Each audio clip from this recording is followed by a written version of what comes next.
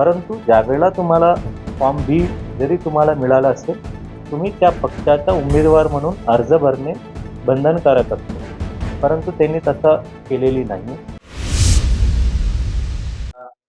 तो अधिकाऱ्याने काढून ठेवला आणि तू जोडला. वस्तुस्थिती काय आहे?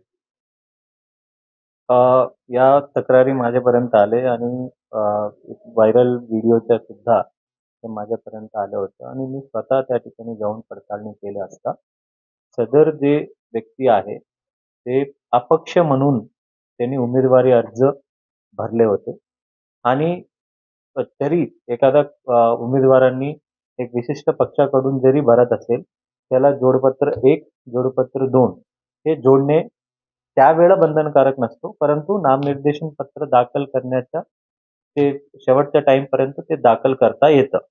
परंतु सदर उमेदवारांनी पहिल्यापासूनच अपक्ष म्हणून भरले. त्याला घोषणामध्ये त्याचे स्वाक्षरी आहे.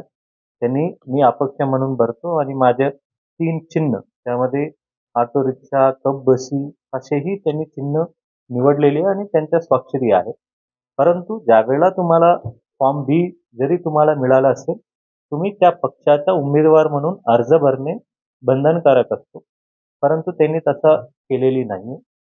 जरी त्यांना असे अपक्ष म्हणून एक अर्ज भरल्यानंतर मग तुम्हाला विशिष्ट पक्षाकडून जर भरायचे असेल, त्याला वेगळं फॉर्मच पूर्ण फॉर्मच भरायची ते गरजेचं असतं. ते त्यांनी तसं केलेली नसल्यामुळे त्या पक्षाचं ते बी फॉर्म त्या उमेदवारासाठी वैध धरली गेली नाही. परंतु सदर उमेदवाराच्या अपक्ष म्हणून त्यांचा नामनिर्देशन पत्र वैध करण्यात आलेले आहे.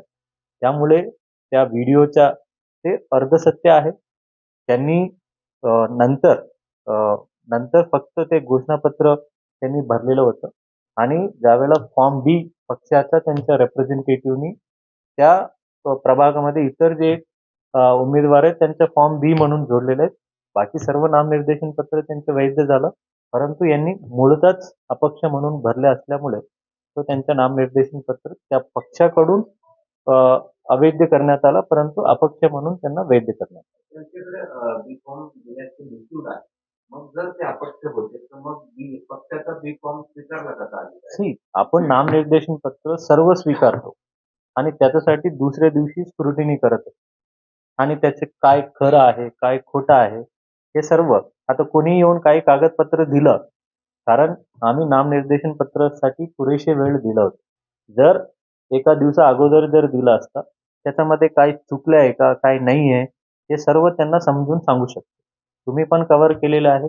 शेवटच्या क्षणापर्यंत 3 वाजेपर्यंत किती गर्दी होती. त्यावेळेला जे काही दिलं जातं, त्यावेळेला तेवढं स्वीकारलं जातं. म्हणून दुसऱ्या दिवशी स्क्रुटिनी असते. हे सर्व जे काही झालं, हे शेवटच्या क्षणामध्ये सर्व जे काही दिलेलं आहे, ते कागदपत्र रिसिव्हड आहे आणि त्याच्यासाठी त्या अधिकाऱ्यांनी पण साईन करून दिलेले आहेत.